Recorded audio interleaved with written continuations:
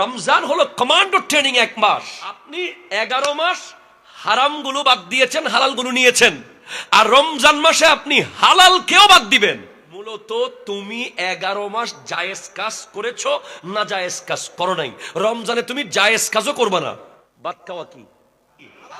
Funny হন, বউল্লয় দেখা করুন, হালাল নরমাল টাইমে। কিন্তু রমজানে সুবহে সাদিক থেকে ইফতার পর্যন্ত আপনি হালাল বিবির সাথে দেখা করতে পারবেন না। ট্রেনিং কত কঠিন! আপনি যেটা প্রতিদিন খেতেন, 11 মাস দুপুরে ভাত খাইছেন, 1 মাস দুপুরে ভাত খেতে পারতেছেন না। 11 মাস আপনি সিগারেট খাইছেন, পারতেছেন না। 11 মাস আপনি বিকালে চা খাইছেন, পারতেছেন না। 11 মাস আপনি প্রতিদিন সিনেমা দেখেছেন, দেখতে পাচ্ছেন না।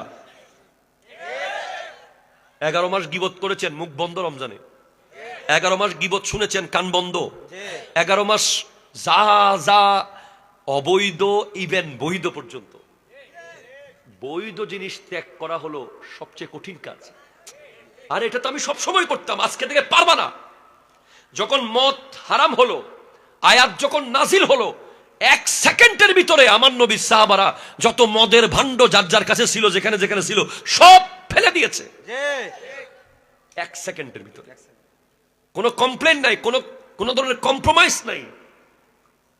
গাদা গোস্ত খাওয়া জায়েজ ছিল, রান্না হচ্ছে গাদার গোস্ত, একেবারে চুলায় টকবক করতেছে, কি মজার গোস্ত, এখন শুধু খাবে, ঠিক সেই সময় আয়াত নাজিল হয়েছে, খাওয়া যাবে না। সাহাবারা সমস্ত ডেক ঢেলে দিয়েছে।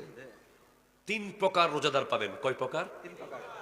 রোজাদার 3 প্রকার। একটা হলো আম, একটা খাস, একটা আখাসুল খাস।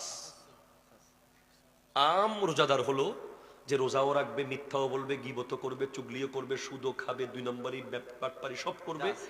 এটা কোনো রোজা না, এটা হলো জাস্ট 2 বেলা কম খাওয়া, ডায়েট বলতে পারেন। আর খাস রোজাদার হলো যে রোজা রাখবে, হাত দিয়ে কোন ধরনের শরীয়ত বিরোধী জিনিস টাচ করবে না। রোজা রাখবে, কান দিয়ে কোনো ইসলাম বিরোধী কিছু শুনবে না, চোখ দিয়ে কোনো ইসলাম বিরোধী কিছু দেখবে না, পা দিয়ে কোনো ইসলাম বিরোধী কোথাও যাবে না। এটা খাস রোজাদার। আর একটা রোজাদার আছে, very very VIP, so much special. সে হলো 11 মাস দুনিয়াদারি করবে, ওই গোটা 1 মাস সে আর কোনো কিছু করবে না, শুধু নামাজ, তারাবি, জিকির, দুরুদ, তিলাওয়াত, সেহরি, ইফতার, তাহাজ্জুদ। খাস, ভেরি স্পেশাল।